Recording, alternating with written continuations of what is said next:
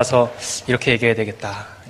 누구나 참여하실 수 있습니다. 이렇게 얘기해야 되겠다 했는데 들으면서 이게 참 이게 뭐라고 말씀드려야 될지 너무나도 그 귀한 찬양 해주신 우리 중창단과 또 하나님께 영광의 박수 한번 더 올리겠습니다.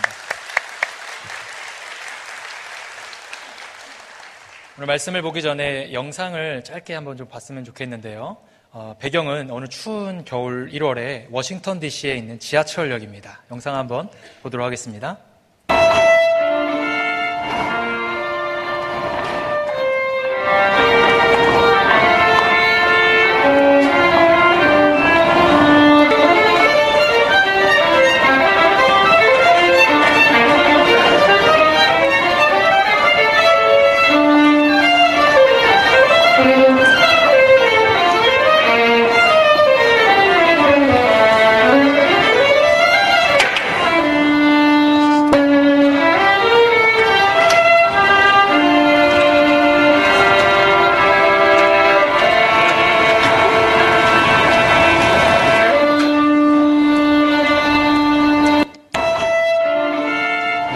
여기까지 보도록 하겠습니다.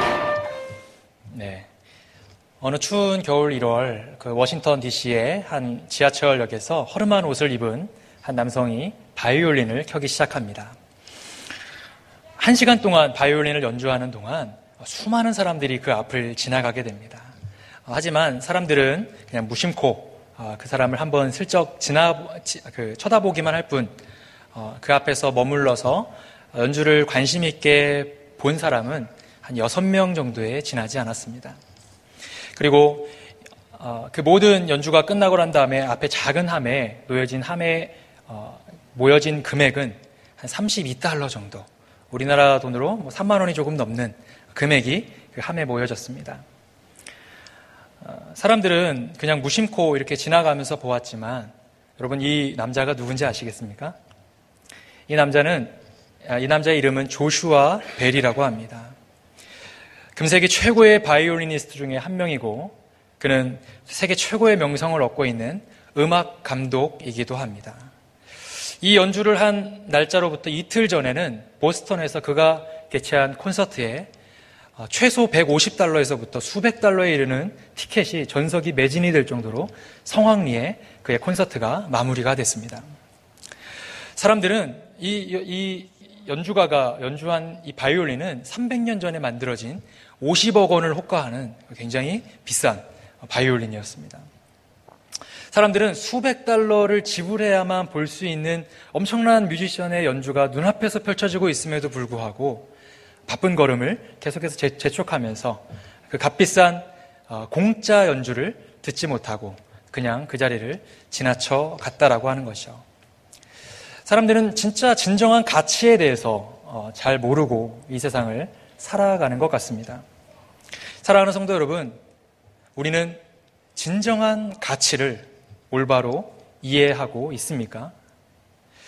우리가 이거 정말 가치 있는 거야.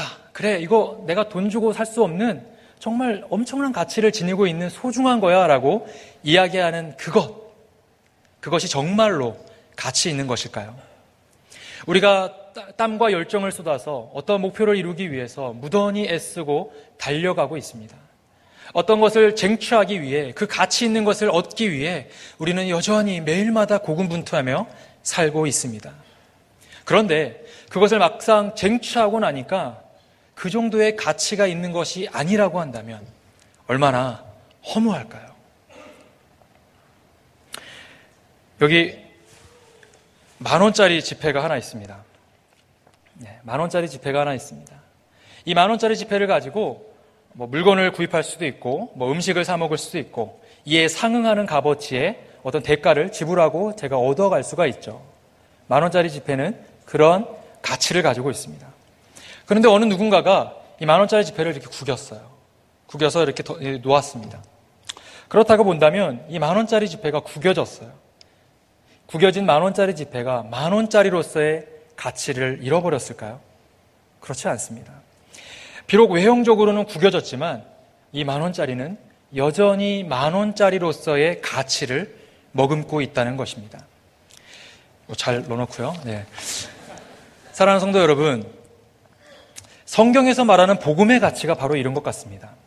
허름한 옷차림, 외형적으로 보기에는 보잘것없어 보이는 한 남성이 지하철역에서 바이올린을 켜고 있지만 그 사람이 세계 최고의 뮤지션인 것이 그 명성이 사라지지 않는 것과 같이, 또한 이 10,000원짜리가 비록 구겨져 있는 외형을 가지고 있지만 그것을 조금만 펴게 되면 그것이 변함없이 10,000원짜리로서의 가치를 유지하고 있는 것과 같이, 겉으로 보기에는 구겨져 있는 것 같이, 또 사람들의 비난과 채찍질에 아무것도 할 수 없는 무능력해 보이는 한 인간과 같이 보이지만 그분은 여전히 우리의 구원자가 되시는 예수 그리스도가 되신다는 사실입니다.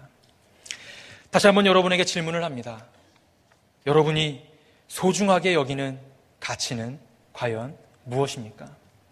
혹 예수님보다 앞서서 생각하고 계시는 가치가 있지는 않으십니까? 오늘 우리가 읽은 본문 말씀에는 진정한 가치를 발견한 이름 모를 한 여인이 등장하게 됩니다. 이 여인은 가난한 동네인 베다니의 나병 환자 시몬의 집에 값비싸기로 유명한 이 나드 한 옥합을 깨뜨려서 예수님의 머리에 붓게 됩니다. 오늘날의 금액으로 환산하고 보니까 이 나드 한 옥합의 값어치가 약 300데나리온, 약 오늘날로 말하면 3천만 원에서 4천만 원에 이르는 향수입니다. 여러분 생각해 보십시오. 우리 여자분들 3천만 원에서 4천만 원짜리 약 중형차 한 대를 구입할 수도 있을 것 같은 그렇게 값어치 있는 향수를 가지고 있다면 그것을 기꺼이 드리는 것이 쉬운 일일까요? 그 모습을 보고 제자들은 분개하면서 이것이 허비다, 어떻게 네가 이럴 수가 있느냐라고 하며 그녀를 비난하기 시작합니다. 그러자 예수님께서 그 여인을 두둔하면서 그러지 마라, 이 여인이 내게 좋은 일을 하였다, 그리고 이 여인이 내 장례를 미리 준비했다라는 말씀을 하시고 있더라는 것이죠. 사랑하는 성도 여러분, 오늘은 특별히 종려주일이고요, 내일부터는 고난주간이 시작됩니다. 이 고난주간을 맞는 우리는 어떻게 고난주간을 준비해야 할까요? 고난주간을 앞둔 우리가 반드시 기억해야 할 가치들은 과연 어떤 것들이 있을지 오늘 본문 말씀을 통해 3가지 정도로 함께 살펴보고자 합니다. 첫째로, 가치 있는 드림을 기억해야 합니다. 따라해 볼까요? 가치 있는 드림을 기억해야 합니다. 영어를 좋아하시는 분들은 드림이 꿈이다 생각하시는 분도 있겠지만 이건 말 그대로 드리는 겁니다. 가치 있는 드림을 기억해야 합니다. 같이 7절 말씀을 한번 읽어보도록 하겠습니다. 7절 말씀 다 같이 읽겠습니다. 시작.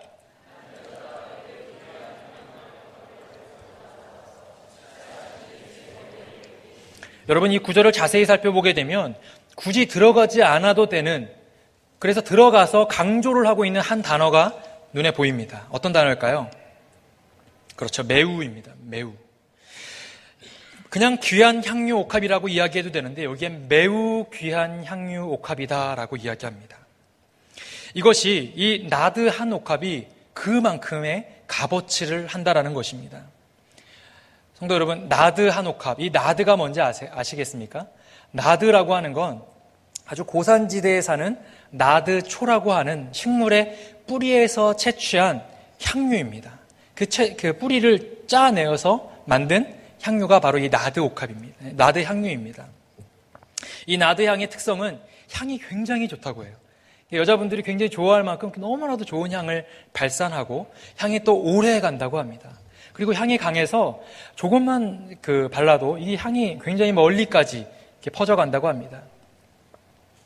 이 나드 향유가 비싼 이유가 한 3가지 정도가 있는데 어떤 이유들이 있냐면 이 나드 초가 3,000에서 4,000m 고산지대에만 서식하는 식물이라고 합니다. 그렇기 때문에 굉장히 구하는 게 어려워요.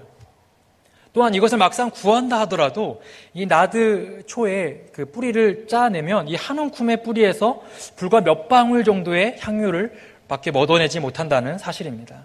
굉장히 희소성이 있는 거죠.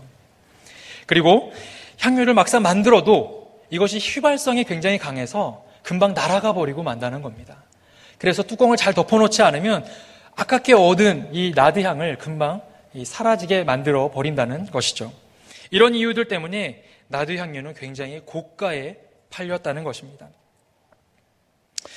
우리가 보기에는 굉장히 값비싸고 가치 있어 보이는 향유입니다.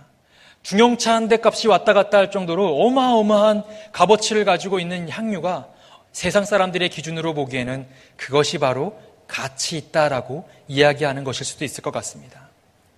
하지만 이 여인은 세상의 기준으로 보면 가치 있어 보이는 이 향유를 아낌없이 조금의 망설임도 없이 예수님의 머리에 남김없이 부었다는 것입니다. 이 여인이 이렇게 할 수 있었던 것, 이것은 바로 가치 있는 드림인 것입니다. 여인은 우선적인 가치인 예수님 앞에 차선적인 가치인 향유를 아낌없이 드릴 수 있었다는 것입니다. 성도 여러분, 우리는 과연 그럴 수 있을까요? 우리는 과연 이 여인과 같이 이렇게 엄청난 드림의 모습들을 실천할 수 있을까요? 그런데 이렇게 여인이 예수님 앞에 내 것을 남김없이 드렸을 때 예수님은 가장 측근이라고 이야기할 수 있는 제자들의 반응이 굉장히 상식 밖의 반응을 보이고 있더라는 것입니다. 8절 말씀을 다 같이 한번 읽어보겠습니다. 시작.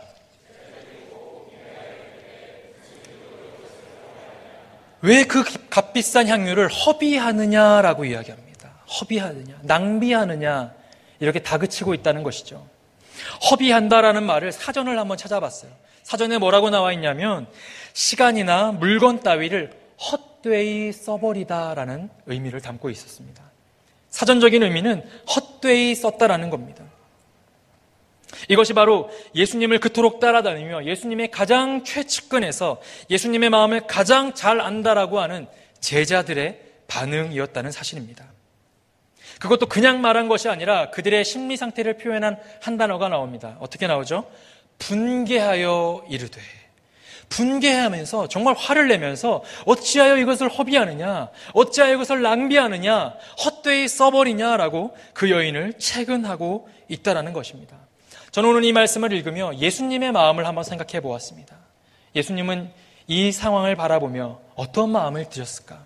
사랑하는 제자들이 자신을 향한 헌신을 하는 한 여인의 헌신 앞에 이렇게 손가락질하며 비난하는 모습을 보고 예수님은 과연 어떤 마음이 드셨을까요? 성도 여러분, 여러분은 어떤 사람입니까? 여러분의 것을 남김없이 기꺼이 하나님께 네, 주님 드릴 수 있습니다라고 드릴 수 있는 사람입니까? 아니면 옆 사람의 헌신하는 모습, 이렇게 중창단으로 성가대로 주보를 나눠주는 것으로 여러 가지 모습으로 주의 일에 헌신하고 고난주간 금식하고 주일날 고난주간 동안 저녁 8시에 있는 예배 때 참석하면서 내가 금식하며 고난주간에 함께 동참하는 모습들을 보면서 다른 사람들의 모습을 보면서 저렇게까지 할 필요가 있나라고 혹시나 마음속에 두고 있는 제자들의 마음과 같은 그런 마음을 혹 우리는 갖고 있지는 않습니까?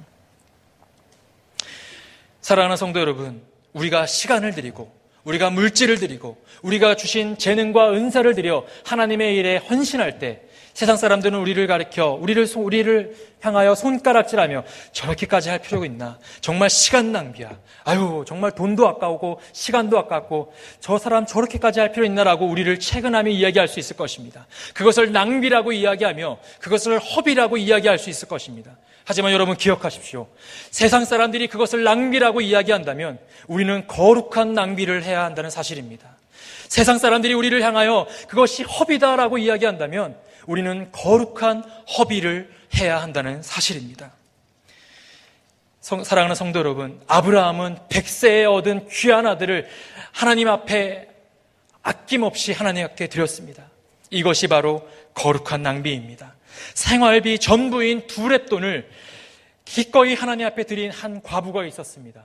이것이 바로 거룩한 허비인 것입니다. 세상의 기준과 하나님의 기준이 다르기 때문에 우리는 가치의 기준도 달라져야 합니다. 사랑하는 성도 여러분, 비록 세상은 손가락질하며 분개하며 조롱할지라도 그것이 하나님을 좋게 하는 일이고 하나님의 기쁨이 되는 일이라면 묵묵히 가치 있는 드림을 할 수 있는 우리 일교회 성도님들이 다 되시기를 간절히 축원합니다. 두 번째로 우리가 기억해야 되는 것은 가치 있는 깨어짐을 기억해야 한다는 사실입니다. 한번 따라해 보겠습니다. 가치 있는 깨어짐을 기억해야 합니다. 그렇습니다. 우리는 가치 있는 깨어짐을 기억해야 합니다. 오늘 우리가 본문에 읽은 마태복음 말씀에 읽은 이 향유 옥합의 사건이 마가복음 14장에도 동일하게 기록되어 있습니다. 그 마가복음 14장의 4장 3절 말씀을 같이 한번 읽어보겠습니다. 시작.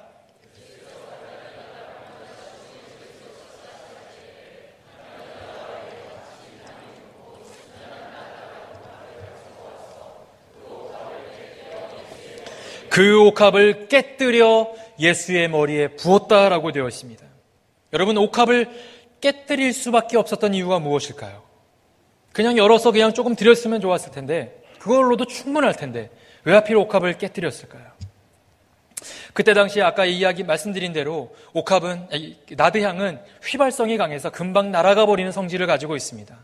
그러다 보니까 반드시 뚜껑을 덮어놓아야 하는데, 이때 당시에 오늘날 향수와 같이 열었다 닫았다 할 수 있는 좋은 용기가 있지 않았습니다. 그래서 이때 당시에 나드향은 질그릇으로 잘 만들어져서 주둥이 부분을 초를 발라 밀봉해 놓았습니다.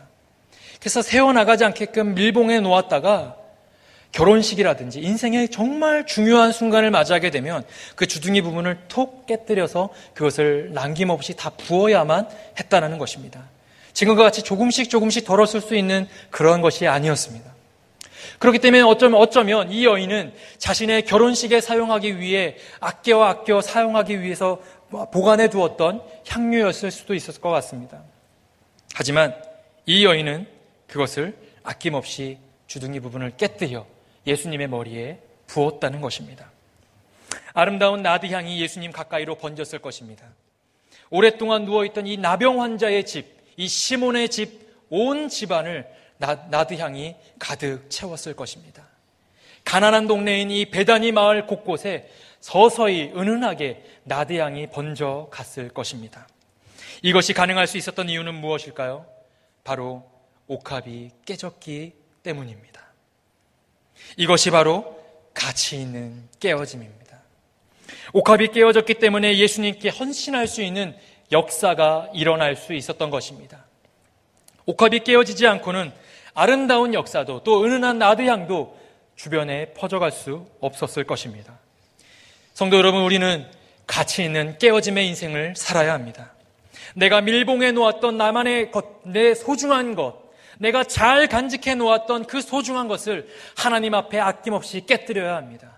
나만이 가지고 있었던 잘 밀봉해 놓았던 소중한 것을 세상 사람들을 향해 아낌없이 깨뜨려야 합니다. 여러분, 우리가 무엇을 깨뜨려야 할까요? 우리의 강함이 깨어져야 합니다.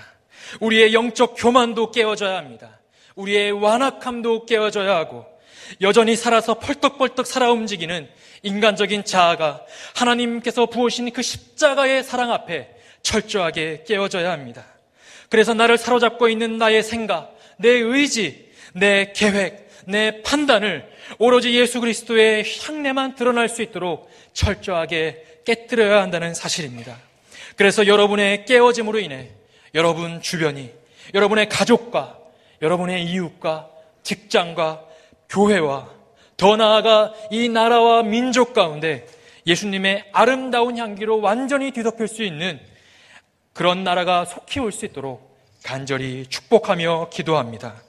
세 번째로 우리가 기억해야 되는 것은 가치 있는 준비를 해야 된다는 사실입니다. 따라해 보겠습니다. 가치 있는 준비를 해야 합니다.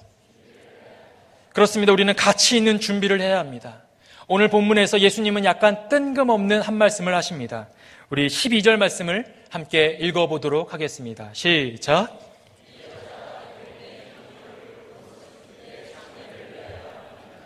겉으로 보기에는 그냥 단순히 향유를 부었을 뿐인데 예수님은 내 장례를 준비했다라고 이야기하십니다.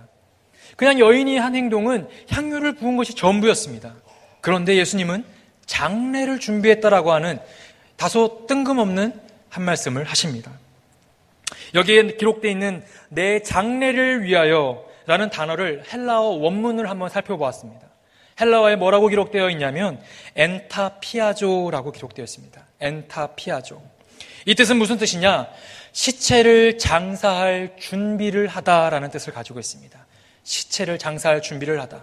그렇기 때문에 이것은 그냥 상징적인 죽음을 의미하는 것이 아니라 진짜 죽음, 시체를 장사할 준비를 하는, 진짜 시체를 장사할 준비를 했다라고 하는 의미를 가지고 있다는 것입니다. 이게 무슨 말씀일까요? 당시에는 죽은 사람의 시체에 향유를 붓는 관습이 있었습니다.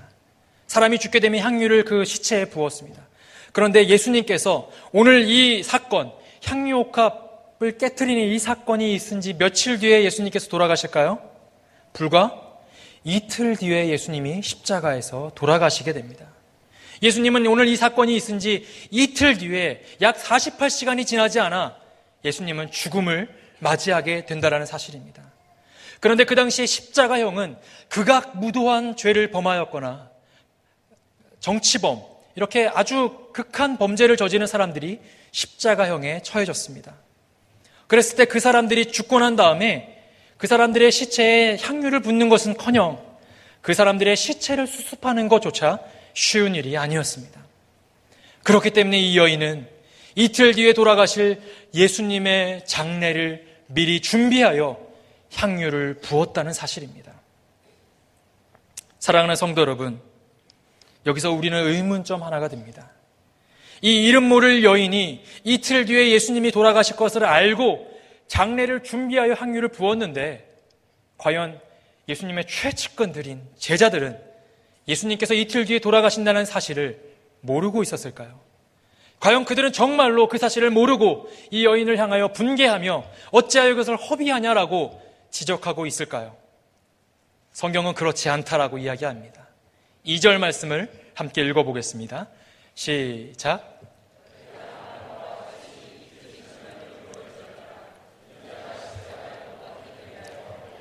너희가 아는 바와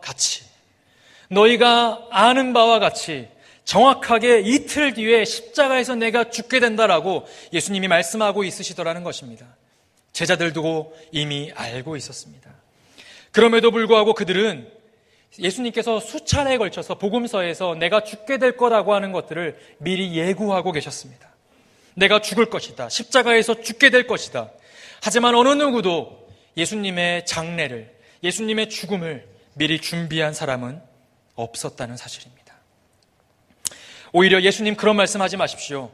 예수님 만약에 무슨 일이 있더라도 나는 주님을 따르겠습니다. 제자들은 호언장담을 했습니다. 하지만 막상 예수님께서 십자가에 못 박혀 들어가시는 그 사건이 일어날 때 모든 제자들이 뿔뿔이 도망가였다는 사실을 우리는 너무나도 잘 알고 있습니다. 혹 이게 우리의 모습은 아닙니까? 예수님께서 엄청난 우리의 삶 가운데 기적을 베풀어 주시고 오병이어의 기적을 일으키시는 그 장소에는 수만 명의 사람들이 예수님 가까이에 몰려듭니다. 우리도 우리 가운데 좋은 일을 주실 때, 우리에게 기쁨을 주시는 예수님, 우리에게 언제나 감사를 주시는 예수님 가까이는 수많은 사람들이 몰려듭니다.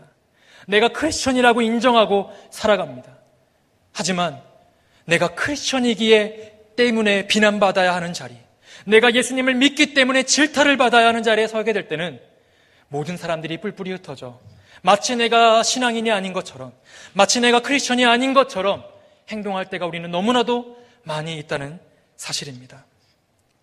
사랑하는 성도 여러분, 이렇게 예수님 홀로 묵묵히 그 많은 고통과 고난의 시간을 지나고 계십니다. 여러분 잘 한번 생각해 보십시오. 머릿속으로 그림을 한번 그려보십시오. 오늘 예수님께서 향유옥합 사건은 예수님이 돌아가시기 이틀 전에 있었던 사건입니다. 그러면 금요일에 돌아가셨다면 수요일에 이 사건이 있었습니다. 수요일에 예수님의 향유옥합 사건이 있고 난 바로 그 다음 날, 돌아가시기 전날 저녁은 마지막 만찬을 제자들과 하고 계셨습니다. 마지막 만찬이 끝나고 늦은 밤이 되었을 때 사랑하는 제자들 중에 최측근 제자들 3명, 수제자 베드로와 안드레와 요한을 데리고 어디로 올라가시죠? 겟셋마네 동산으로 올라가십니다. 겟셋마네 동산에서 너희들 여기서 잠깐 나를 위해서 기도해달라고 하시고 조금 더 위로 올라가신 뒤에 땀방울이 핏방울이 되도록 예수님 인고의 기도를 하십니다. 어찌하여 내게 이런 일이 벌어집니까? 내 잔을 내게 돌리지 말아달라고 하나님께 간청하며 예수님 기도하시는 것 우리가 잘 알고 계십니다. 땀방울이 핏방울이 되도록 간청하며 기도하는 그 순간, 그 사랑하는 제자들 가운데 수제자라고 하는 3명의 제자들은 그 시간에 쿨쿨 잠들어 버립니다. 어느 누구도 예수님께 위로가 되어주지 못하고 어느 누구도 예수님께 도움이 되어주지 못하고 사랑하는 제자들 모두가 예수님을 향하여 비난하고 예수님을 뿔뿔이 떠나는 그때 예수님께 유일한 위로가 되었던 것이 과연 무엇이었을까요? 혹 바로 하루 전날 머리에 부어진 은은한 나드향이 예수님의 유일한 위로가 되지 않았을까요? 향이 오래가기로 유명한 그 나드향, 머리에 부어진, 하루 전에 부어진 그 나드향이 그 엄청난 인고의 기도의 시간을 갖고 계신 그 외로운 시간, 고통의 순간, 또 그 다음날 십자가상에서 처절하게 마지막 죽음을 맞이하고 있는 그 순간, 아무도 예수님께 위로가 되어주지 못하는 바로 그 순간, 예수님 위로받지 못하는 그 순간, 예수님의 머리에 은은한 나드향이 코에 맡아졌을 것입니다. 바로 그 순간 예수님에게 유일한 위로가 이 한 여인이 부은 나드향이 되지 않았을까요? 이 여자가 내 몸에 향유를 부은 것은 내 장례를 위하여 함이니라. 그렇습니다. 이 여인은 예수님의 장례를 준비한 유일한 한 사람이었습니다. 가치 있는 준비를 했던 사람이었습니다. 사랑하는 성도 여러분, 내일부터 우리는 십자가 고난을 당하셨던 것을 기념하는 고난주간을 지나게 됩니다. 여러분은 고난주간을 어떻게 준비하고 계십니까? 고난주간을 맞는 오늘 주일 아침 어떤 마음으로 여러분 주님의 고난을 묵상하며 이 자리에 앉아 계십니까? 다른 사람이 아닌 바로 우리를 위해서, 바로 나를 위해 아무 죄 없으신 예수님께서 돌아가셨습니다. 여러분, 그런데 이것이 얼마나 의미 있는 죽음이고 얼마나 감사한 죽음입니까? 그런데 혹 그 고난주간을 맞이하는 우리의 마음이, 여러분의 마음이 너무 가볍지는 않습니까? 혹 그 고난에 함께 동참해야겠다는 아무런 결단이나 각오 없이 마치 또 다른 월요일을 맞이하는 것처럼, 마치 다른 평범한 한 주간을 맞이하는 것처럼 너무도 부담 없이 가벼운 마음으로 이 자리에 앉아있지는 않습니까? 예전에는 고난주간에 한 끼씩이라도 함께 금식하며 예수님의 고난에 함께 동참한다는 의미를 되새기기도 했는데, 요즘에는 뭐 마음이 중요하지 이런 명목으로 그나마도 많이 사라진 것 같습니다. 제가 일교회와 함께 맡고 있는 기쁨생 공동체에서는 모든 청년들이 내일부터 요한복음 읽기에 들어가게 됩니다. 총 21장까지 있는 요한복음을 월요일부터 하루에 4장씩, 그리고 성금요일인 금요일에는 5장을 읽으며 이 고난주간 요한복음에 흐르는 예수님의 사역들을 한번 점검해보는 시간을 갖게 됩니다. 또한 릴레이로 금식 기도하면서 예수님의 고난에 함께 동참하기로 했습니다. 또한 미디어 금식을 통해 TV와 인터넷, 신문을 끊고 세상과의 모든 관계를 끊고 예수님의 고난에 집중하며, 또한 교제와 즐거움을 위한 핸드폰, 스마트폰의 사용들, SNS의 사용들을 자제하며 우리가 예수님의 고난에만 집중하는 한 주간을 보내보자고 함께 다짐하는 시간을 가졌습니다. 사실 이 모든 것이 예수님이 당하신 엄청난 고난에 비하면 너무나도 보잘것없이 작은 것이지만, 이렇게라도 고난주간을 맞이하는 우리의 마음을 한 번쯤 점검해보고 한 번쯤 정돈했으면 합니다. 여러분도 여러분의 포도원에서, 또 가정에서 고난주간을 맞이하는 우리가 어떻게 예수님의 고난에 함께 동참할 수 있을까를 함께 고민하며 함께 나누어보는 시간을 가져보지 않으시겠습니까? 저는 오늘 말씀의 제목을 위대한 죽음을 위한 가치 있는 준비라고 잡아보았습니다.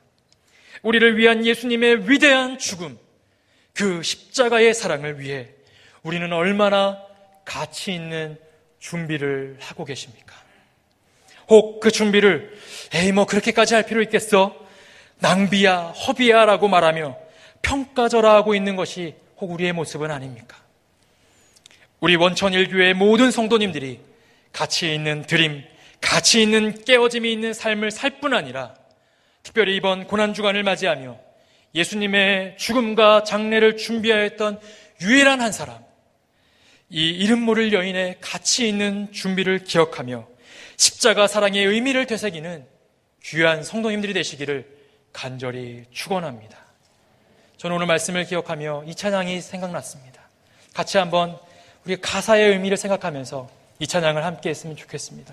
우리가 많이 불러왔던 찬양이지만 특별히 여러분 좀 마음에 동의가 되신다면 한번 눈을 감고 가사의 한마디 한마디를 여러분 기도하는 마음을 가지고 마음을 다해 한번 불러보지 않으시겠습니까? 아버지의 사랑, 십자가의 사랑을 생각하며 우리가 같이 한번 이 찬양을 했으면 좋겠습니다. 우리 마음을 다하여 고백하며 함께 이 찬양합니다. 아버지 사랑을 내가 노래합니다. 같이 고백하며 찬양합니다. 아버지 사랑 내가 노래해, 아버지 은혜 내가 노래해, 아버지 은혜 내가 노래해. 그 사랑 변함없으신, 그 사랑 변함없으신, 거짓 없으신, 성실하신 그 사랑, 상한 갈 때 꺾지 않으시는, 꺼져가는 등불 끄지 않는,